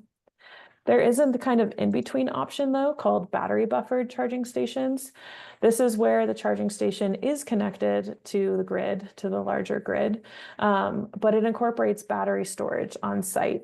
And then during certain time periods, the battery system could be used to charge electric vehicles instead of the grid, and this could minimize or even completely eliminate the require for grid upgrades and minimize a reduced strain on the grid. And there's a lot of pros to this: increased resiliency through ability to provide backup power, potential for reduced operating costs, and still potential for shorter permitting timelines compared to systems that did not have energy storage incorporated on site. And solar panels, solar PV, could also be used in place of or in addition to the battery storage for this buffered scenario. The cons are that it does require battery storage, and that is more expensive. That's the main drawback of this option. All right. So with that, I will hand it off to our final speaker before we open it up to questions and larger discussion, Patrick from the U.S. Environmental Protection Agency, to talk about end-of-life management for EVs, which is, of course, a very important area, particularly for islands. Great, thank you. So my presentation, like she just said, will focus on end-of-life management, particularly for the batteries of the EVs, because they tend to be kind of the problem area. So go ahead and hit the next slide, please. This presentation will actually focus on two aspects of end-of-life battery concerns. The first being improving the recycling rate to recover the valuable materials from the battery, and the second being addressing the safety issues that these batteries pose at end of life, particularly with regards to fire in the waste management system. Next slide, please. Now, recycling EV batteries has a lot of benefits because there's a lot of good stuff in those batteries that can be recovered and be put back into the circular economy. And so you can see from this graphic on the right that It's much more efficient to actually recycle a battery and turn it into a new battery than it is to make a battery out of virgin materials like ore. So where it might take 300 tons of ore to make a ton of cobalt to put into a lithium battery for an EV, it would only take 5 to 15 tons of EV batteries to get that same amount of cobalt. And pretty much all parts of a battery actually can be recycled if done properly. So that might be the lithium or nickel from the cathode, graphite from the anode, the foils, the current collectors like copper and aluminum are recyclable, and then even the plastic casings and the electrolyte are all recyclable. Next slide, please. So to go over the recycling process just briefly for a lithium battery, the process can vary, but generally it follows a fairly established pathway. And that would be first collecting the battery out of an EV. So that's usually removing it from the frame and then evaluating it for potential repair or reuse to see if it could be placed into another electric vehicle or potentially used for storing solar energy, for instance, in a stationary storage application. If it's not going to be repurposed or reused, then it will go down the recycling pathway, in which case it's usually discharged and then shredded to produce what you see in the picture here on the right. That clod of black material you see is referred to as black mass by the industry, and it contains things like graphite, lithium, nickel, cobalt that will then be recovered further. And then also often what is sometimes referred to as shred, you can see in the background of the photo there, will also be produced and recycled, and that usually contains copper and aluminum. When those metals are sent for recovery, they can be recovered in two primary ways, either through a heat-based smelting process that's called pyrometallurgy, or through an acid-based leaching process called hydrometallurgy. And in either case, they are then sent on for further creation of battery-grade materials that are then actually turned into new batteries. Next slide, please. So, in kind of the US and North American context, at least, the collection and pre-processing, shredding, generating that black mass steps of the recycling process are well established, and there are good options for anyone trying to send an EV battery for recycling to get through those processes. The metals recovery steps and actually generating battery-grade materials out of recycled metals, those are a little bit less mature and are still sort of in development, but there's a lot of industry focus on developing that capacity as well to meet the demand as the number of end-of-life EVs grows. But there are challenges that are faced by really any step of that recycling process. So whether that's ensuring safety while the battery is really still a battery during collection and transportation, determining state of health or like how healthy the battery is for potentially repurposing it, or further down the line, kind of managing the different chemistries and effectively and efficiently recovering the metals to then send them on to be made into a new battery. These are all challenges that the industry is facing to some extent currently. Next slide, please. I did also want to just remark on reuse and repurposing briefly, because it is a really good opportunity for an electric vehicle battery that has gone through its first life, if you will, is getting pulled out of an electric vehicle because it's no longer suitable for that purpose, but could still be used for another purpose. There are some challenges with doing that in terms of making sure that that battery is still sufficiently safe to be reused, and accessing the information about the battery from the battery management system, which is kind of like the computer that controls the battery, as well as some kind of liability and insurance issues with the potential safety aspects of reusing a battery. And finally, on the challenge side of repurposing, there are some questions as to whether it will be cost effective to do this. It kind of depends on the scenario and the situation, but with the price of new batteries decreasing so significantly, it may not always be cost effective to take an EV battery and repurpose it for another purpose. But there are a lot of great opportunities with repurposing as well. In particular, it increases accessibility and affordability, especially if that battery gets reused or repurposed locally. And there's also a lot of interest in taking electric vehicle batteries and using them to store renewable energy for the grid applications that have already been discussed during this webinar today. And then finally on this slide, I'll just note that there is some recent research that came out very recently, just I think in December, that indicates that EV battery life is actually a good deal longer than we had originally anticipated. So whereas the assumption had been 8 to 10 years that you would get out of an EV battery before needing to replace it, they have now nudged that number up to 10, 12, maybe even 15 years that you could get out of a given battery in an electric vehicle before it has to be replaced. Next slide, please. Now, pivoting to that sort of second half of the presentation, focusing on the safety at end of life, really the major concern with these EV batteries is that they pose a fairly significant fire hazard. And you can see in the photos here at the bottom of this slide, just taking a single module, which is one smaller portion of an EV battery, and exposing it to flame results in an extremely aggressive fire that could be really dangerous for anyone in the area. You know, these batteries are extremely energy dense. They store a lot of energy in a fairly compact form factor, and they have flammable materials and oxidizers present in them that mean that when they do catch on fire, it burns very aggressively. And then if someone has taken their electric vehicle and tinkered with it or modified it or potentially damaged the battery by, say, getting into a car crash, those are all cases that could cause, increase the likelihood of a fire and make that fire worse. Next slide, please. So EPA does have some best practices that we certainly recommend to address those safety issues. The first of which being to comply with whichever laws and regulations are relevant for your situation and in your nation. We also recommend that operators in particular, so anyone who is handling these batteries at end of life, pulling them out of an electric vehicle, breaking them apart, shredding them, transporting them, all those things. We recommend that those operators provide safety training to their employees. They make sure to keep the labels legible so that that information is preserved for further steps down the line.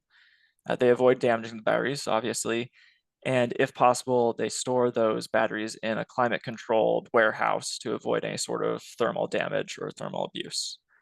Next slide, please. Then we really emphasize as well the need to store any damaged EV batteries away from other batteries and other flammable materials because they pose a much greater fire risk. So you can see on the left here, that's an electric scooter that has been flooded.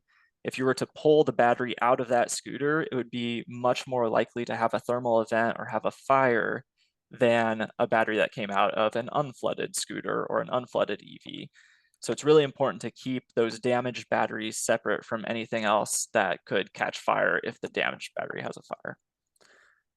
Likewise, we recommend that these operators install fire detection systems and fire suppression systems, that they inspect their batteries frequently to try to catch them before they have a fire, and that they maintain communications and an emergency plan with their local fire department so that everyone is aware of what is on site and the potential risks that they pose. Now, a lot of those are focused on kind of the operators, the people doing the battery recycling process.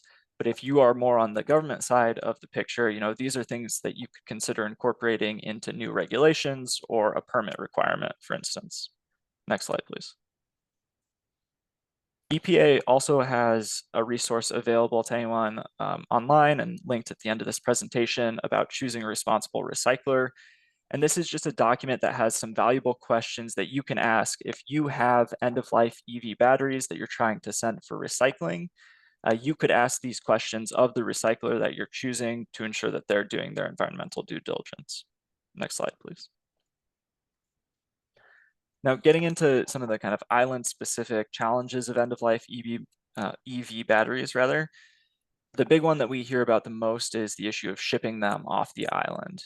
The transporters who carry cargo may be reticent or hesitant to carry end-of-life EVs or their batteries because of the fire risk they pose. They don't have a ship sink. And then add on to that the fact that transportation and logistics is really the major driver of what of the costs of recycling a lithium battery. It means that the increased costs that islands face for transportation kind of exacerbate the economics of EV recycling. There's also the matter that if you have a fairly small population on your island, then that may hinder the scaling of a domestic recycling market just because there are fewer EVs for the recyclers to process to hit kind of an economy of scale. Solutions to these problems include de-energizing, so draining the batteries and then shredding them before transporting them. That can significantly reduce the likelihood of a fire and make the cargo transporters more willing to take them. And then from the more kind of economic side, island nations can either export waste batteries to a partner who has an established recycling system if they themselves don't have a recycling system in place, or they can pursue kind of policies and incentives to promote domestic recycling so that that battery can get recycled on the island. So that might look like a low interest loan or a grant to recycling companies to get them to establish operations on the island or to expand.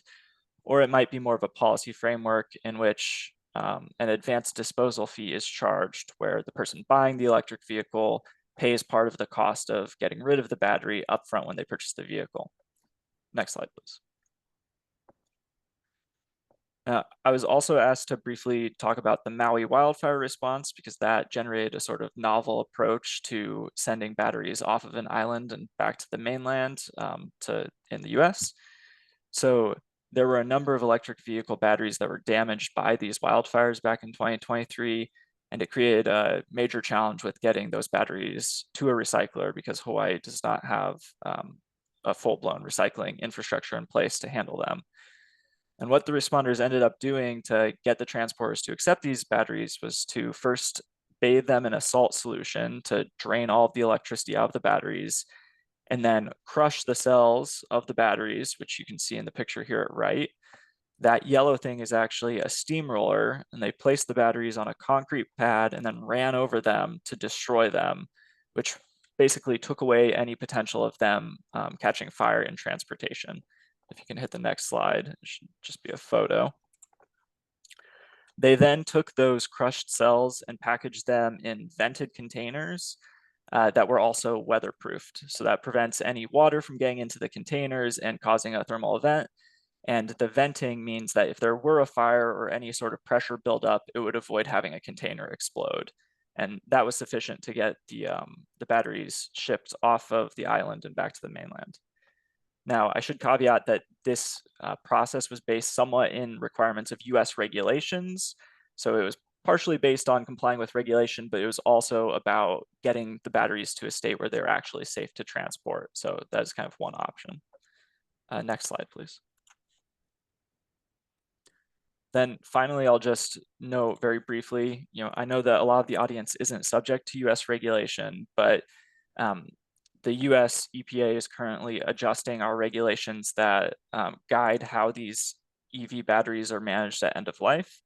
And so I point that out to just note that whichever country you're in and whichever regulations you're subject to, it may be worth checking to see if those rules that govern waste management are actually changing based on what we know and what we're learning about the hazards posed by these batteries at end of life. Next slide, please.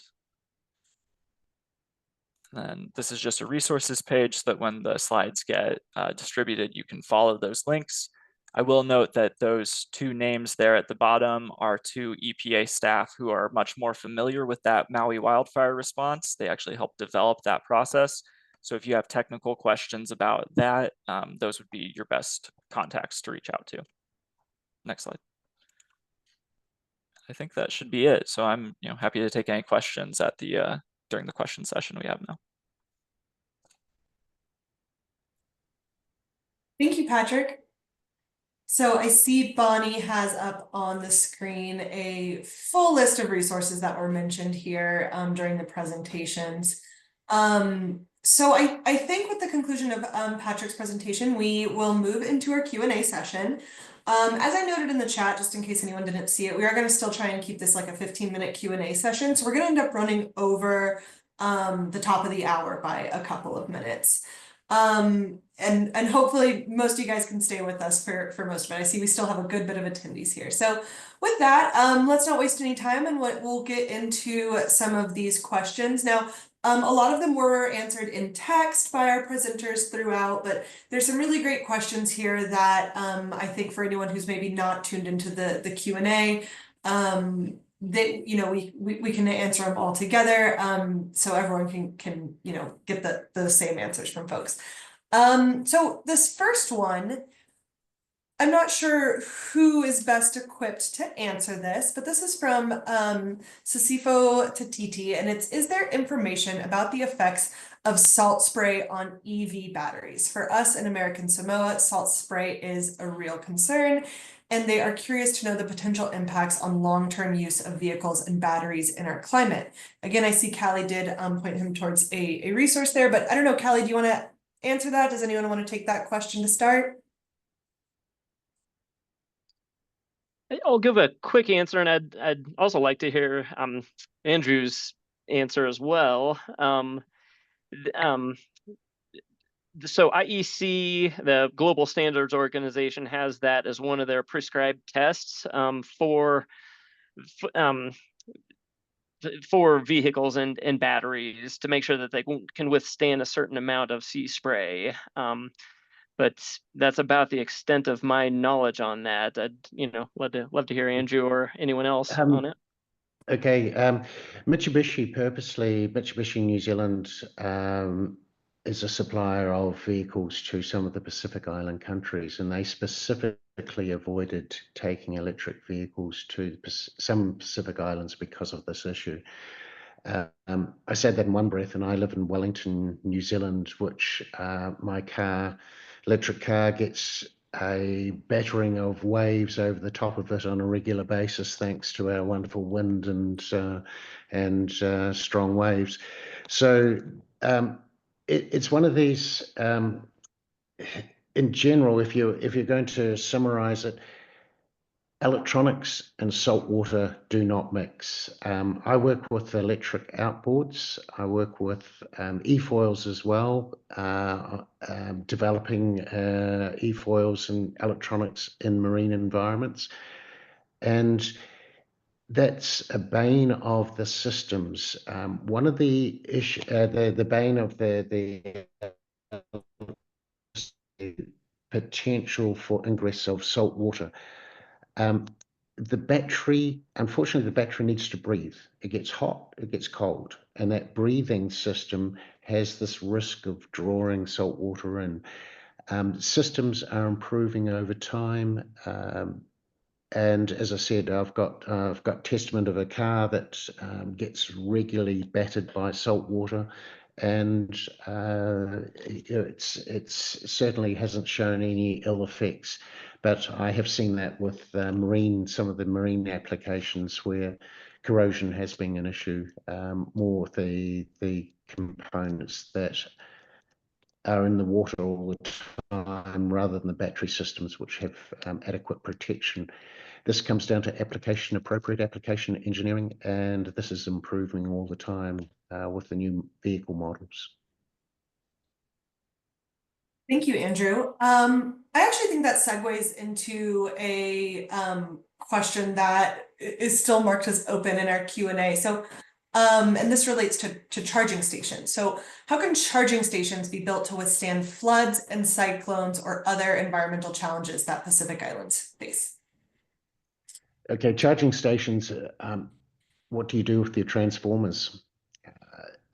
It's exactly the same risk strategies, risk management, placement of how you design that station, looking at what the local situation is. A transformer station will have equal issues.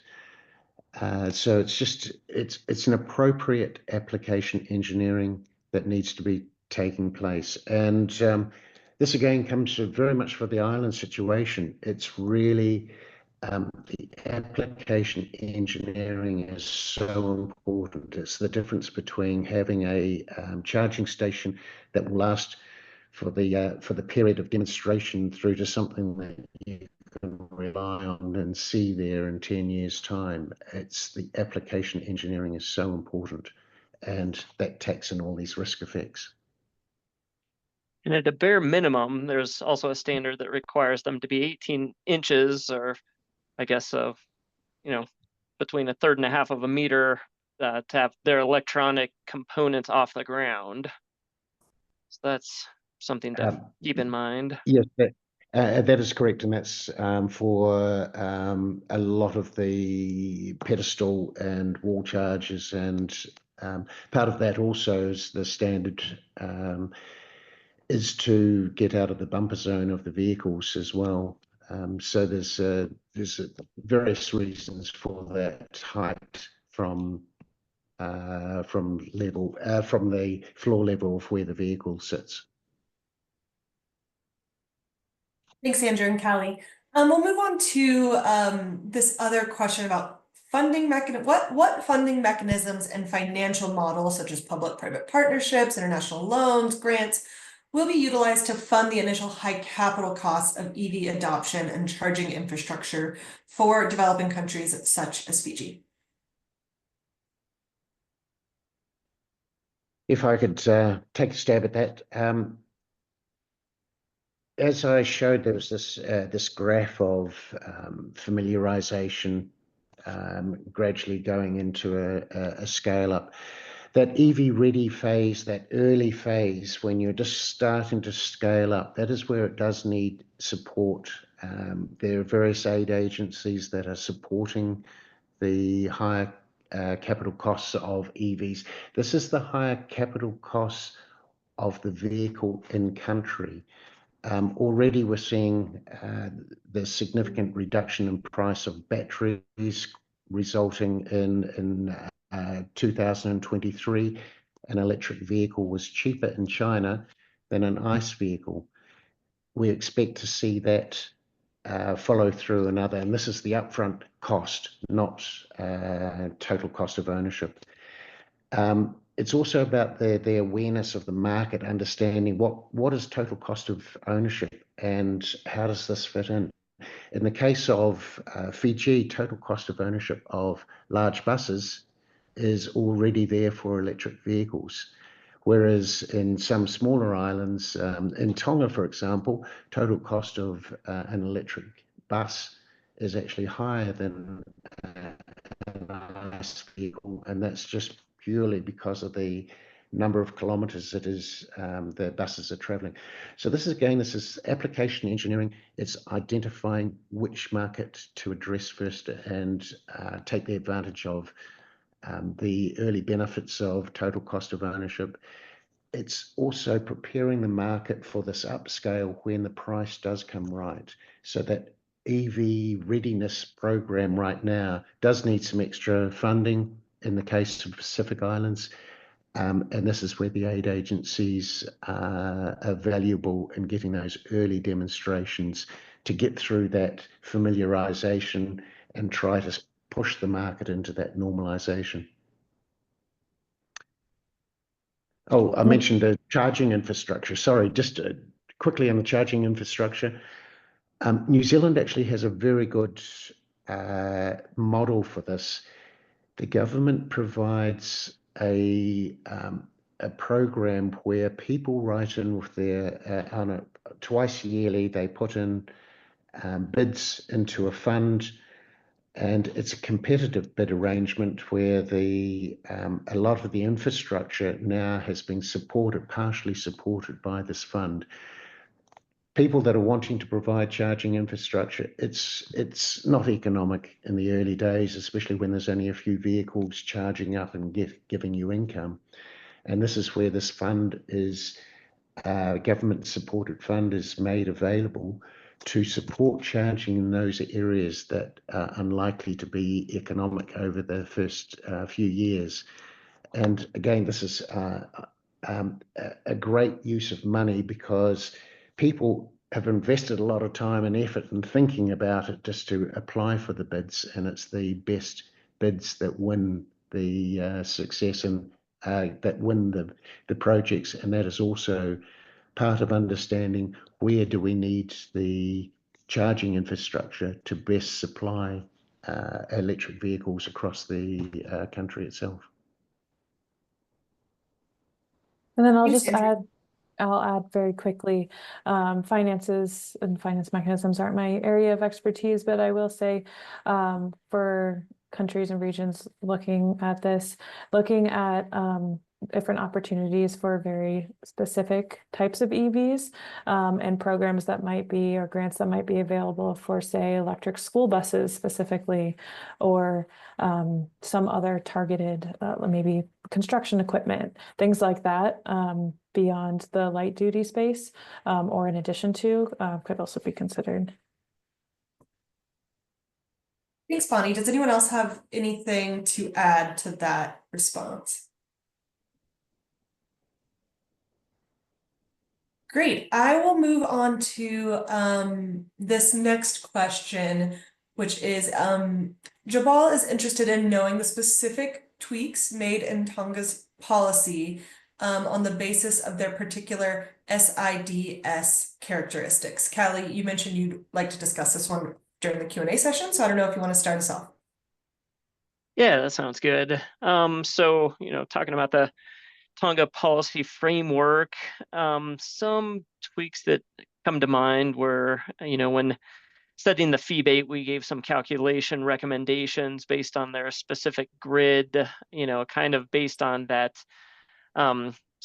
chart I showed where we modeled the overall greenhouse gas emissions from various vehicles based on Tonga's grid and renewable electricity content. The battery end-of-life management policy that we recommended was definitely different than would be on the mainland.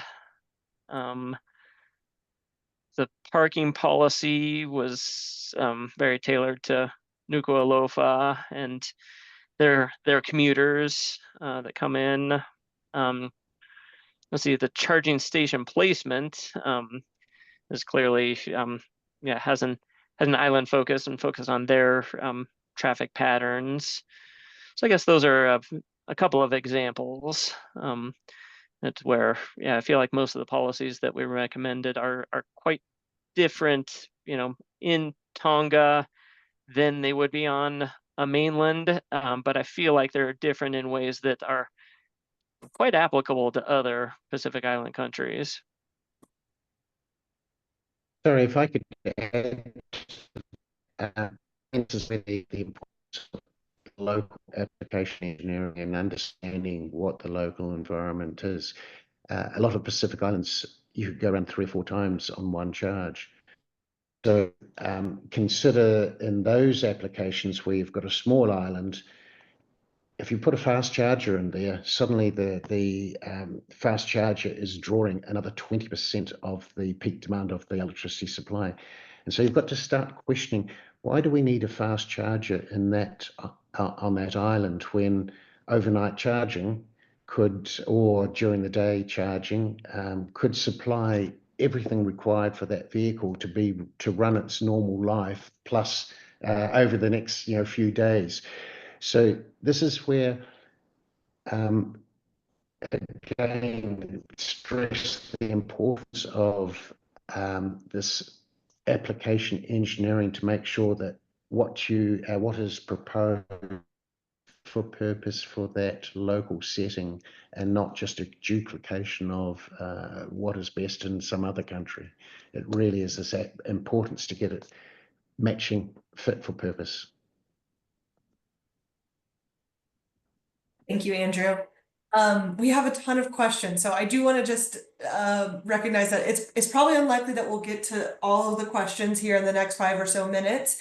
And for ones that we don't get to, we may be able to follow up via email, or otherwise we will get a copy of everyone's questions. But with our remaining time, I do want to try and prioritize some of these that are maybe more specific to islands. So this seems like a interesting question from Zain. Around most of the discussions have centered on private EVs and associated infrastructure challenges. Has there been any research or practical work on Pacific Island context or island contexts at large on how introducing e-buses could act as a catalyst for broader EV adoption? So any insights on how some of those factors could play out in Pacific Island countries, and whether there are any pilot projects or feasibility studies underway around e-buses? Fiji is center of consideration of e-buses in the Pacific region. Actually, here I'd like to refer to a piece of work, reducing car dependency. If you look up the World Bank project, reducing car dependency, and part 2 is provides an assessment of different electric vehicle types, especially considers the introduction of electric buses and what it takes to put in a public system, public transport based on e-buses across Tonga, Fiji, Kiribati. It breaks into consideration of various options, various projects, and what it would take to do that. There's also some work, PCREEE, I believe it's still on there, that compares the total cost of ownership of e-buses in Rarotonga as well. So there's various pieces of work there. It's just pulling it together. It's out there. It just needs to be identified and found. I'll also add that I believe there's a pilot project in the Solomon Islands with 10 electric buses. I'm not sure of the current status of that, but there is work in other Pacific Islands too. And just agree with the question that electric buses can be a good place to target for electrification. So great thoughts. Thanks, everyone. I'll prioritize some of these ones that are open that haven't gotten written responses to them, just so we can try and touch on them. So this one from Ramon is about safety. So for first responders to EV crashes, are there policies and resources needed to equip islands to respond safely to EV crashes? So does anyone want to take that? Is that sort of within the scope of this discussion? Oh, absolutely. If I could just quickly pop from that one. Rarotonga,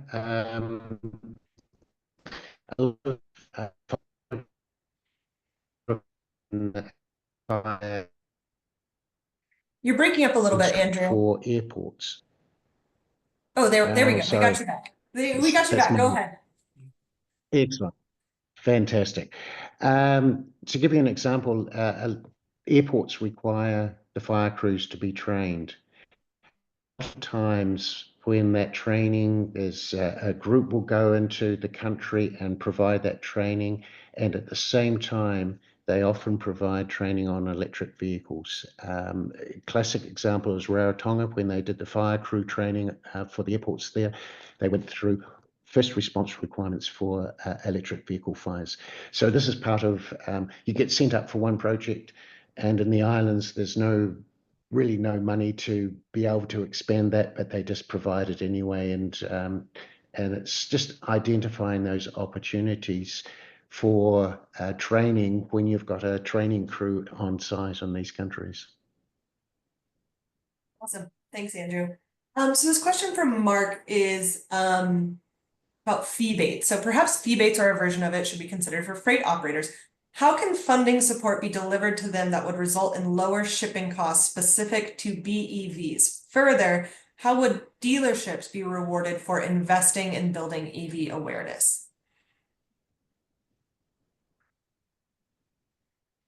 I don't know if anyone wants to take this one.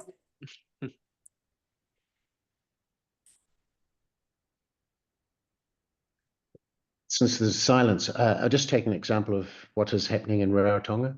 One of the dealerships has taken it on themselves to train their technicians on electric vehicle maintenance support. They have taken that on themselves because they've really said, right, this country should go electric. We're going to support that. And a lot of the, in the Pacific, a lot of what I've seen is that people have just taken it on themselves and said, right, we need to be part of this they see that it's a very high expense, but they've been taking those costs on themselves to get the training, to get their country in a better place. And it's usually families, supporting families that are behind this. Same with the recovery of wrecks. Recovery of vehicle wrecks in the Pacific Islands is significant, even ice as well. And it's just if you look to see what is successful, it's usually the family businesses that are really have some roots in the islands that are really supporting this, and that's where the encouragement needs to be. And because they've really got their heart in it, and they really do make any funds that are provided go a long way. Thanks, Andrew. So this will be our last question, and then we'll wrap up for the day. So this question from Michael Tan: Is the team over there aware of any examples of ADF programs that have been implemented on other islands? Sorry, what are ADF programs? Advanced disposal fee. Oh, okay.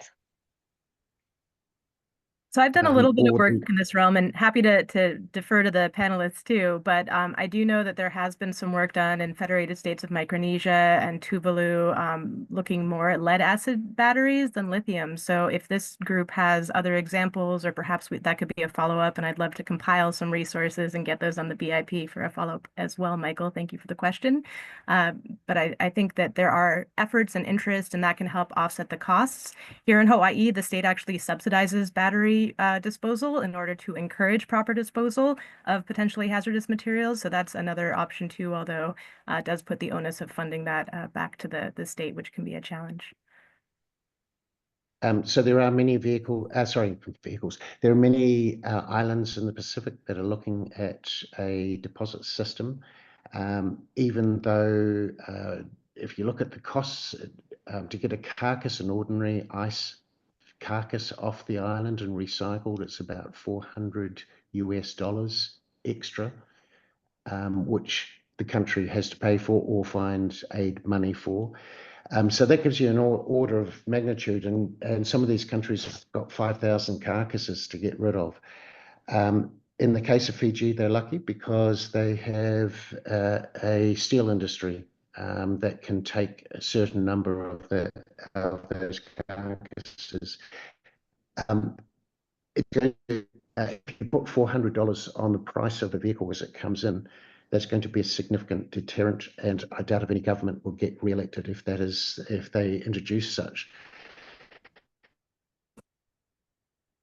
Is required. You need to get that message started to get through, and so at least have a token amount there just to start this awareness and start the conversation, so that we can then build on that and get the understanding that waste vehicles are a significant issue, and looking at other ways to address that. And other ways include getting twice the life out of the vehicle by actually having people understand what maintenance is called, what is involved in maintaining a vehicle, to get twice the life out of it. Twice the life equals half the waste at the end of its life, if you like, on a per kilometre basis.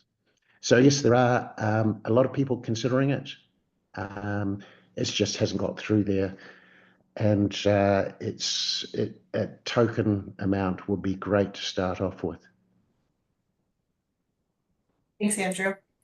So we are well over time. Thank you everyone for sticking with us. I would like to just remind you all that there is the Virtual Islands platform, the VIP platform that we dropped a link into the chat for earlier, which get signed up, and these conversations can continue there. Just a reminder, we will have a survey that launches as soon as this event ends. Please take a moment to fill out the survey. We will be disseminating the materials from this webinar just as soon as we can sort of get them through all of our approval clearances, get the recording posted on YouTube, all that good stuff. But with that, I would like to thank everyone for joining today. I would like to thank each and every one of our collaborators, our speakers, our introductory speakers, and all of the organizations that helped put this together. and again, all of you for joining and having such great and engaging questions. So thank you all. Have a wonderful day, morning, night, afternoon, wherever you're joining us from. And we'll be in touch. Thank you so much. Thanks, everyone. Bye. Thank you all for joining. Bye.